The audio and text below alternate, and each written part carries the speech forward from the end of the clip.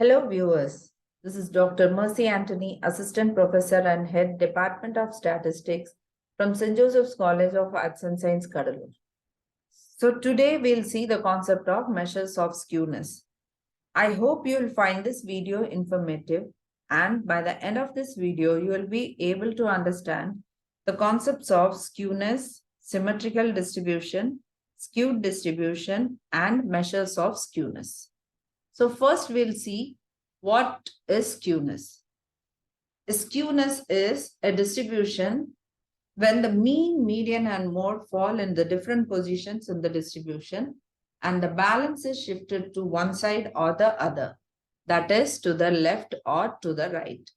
Therefore, the concept of skewness helps us to understand the relationship between three measures, which is mean, median, and mode. So next we'll see what is symmetrical distribution.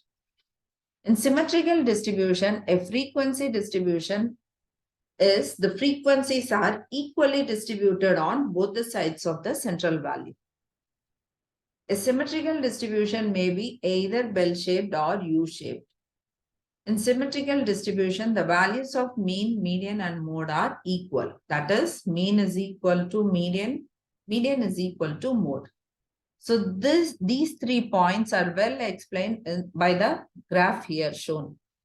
So what happens here is, if you see the graph, the shape of the curve is bell-shaped. So in that graph, it is of symmetrical distribution where mean, median, and mode, all the 3 values are equal.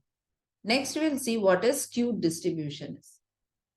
A frequency distribution is said to be skewed if the frequencies are not equally distributed on both the sides of the central value. So in this case, a skewed distribution may be either positive or negative.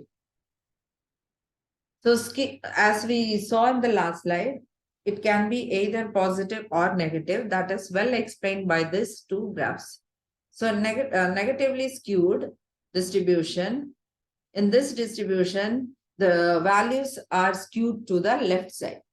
Here, mode exceeds mean and median.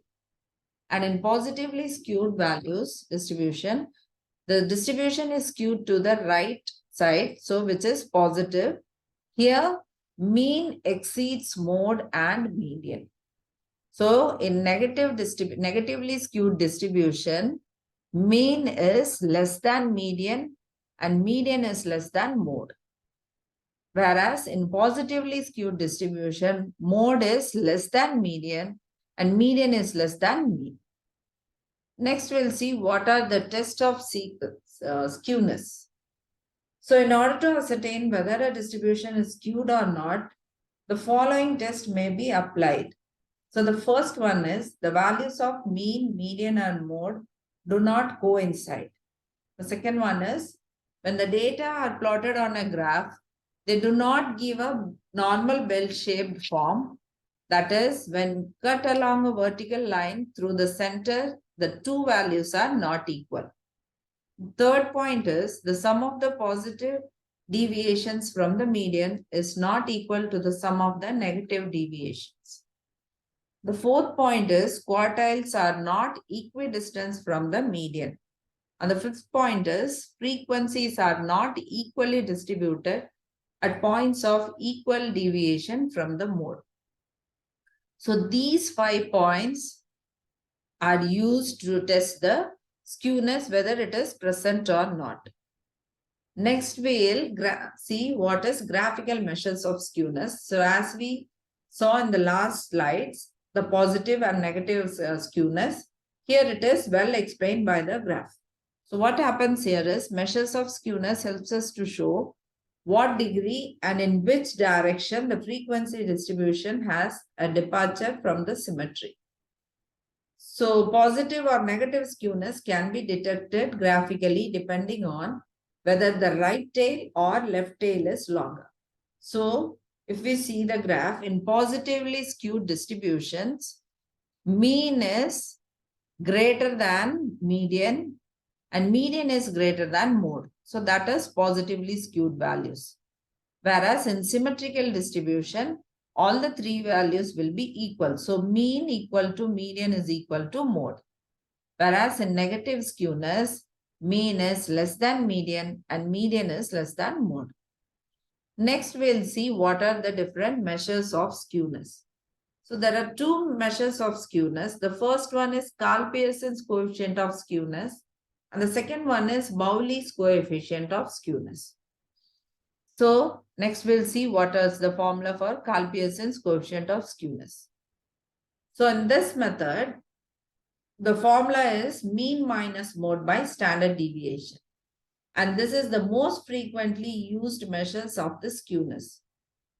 Right. So next is what is SKP? Here I have given you the SKP. So SKP is nothing but the Karl-Pearson's coefficient of skewness.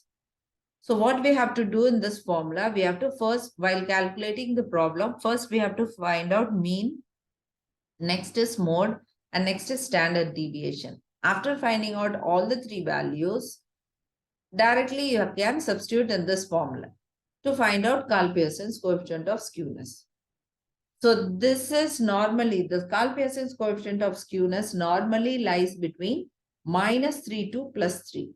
So when you are solving the problem, your answer should come between -1 to +3 value. Next is the value of coefficient of skewness is 0 when the distribution is symmetrical. The value of coefficient of skewness is positive when the distribution is positively skewed. And what is the condition of negatively skewed is the value of coefficient of skewness is negative when the distribution is negatively skewed. So these are the three conditions, 0, positive and negative are the conditions when you'll be using in Karl-Pearson's coefficient of skewness. Next we'll go for, we'll see the formula for Bowley's coefficient of skewness. So Bowley's coefficient of skewness formula is Q3 plus Q1 minus 2 median divided by Q3 minus Q1. So Bowley's coefficient of skewness, another term is that this skewness is based on quartiles. So quartiles means here we had applied Q1 and Q3. So Q1 is the first quartile and Q3 is the third quartile. And the median here is, as we saw in the last few topics, median will be the center value of the distribution. So that is the mid value, middle point of the distribution. So the value of coefficient of skewness is 0 if it is symmetrical distribution. And if the value is greater than 0, it is positively skewed distribution. The last one is if the value is less than 0, it is negatively skewed distribution. So these are the conditions in Bowley's coefficient of skewness. Thank you for your patience listening. Hope this video will be useful for you for your further studies. Thank you.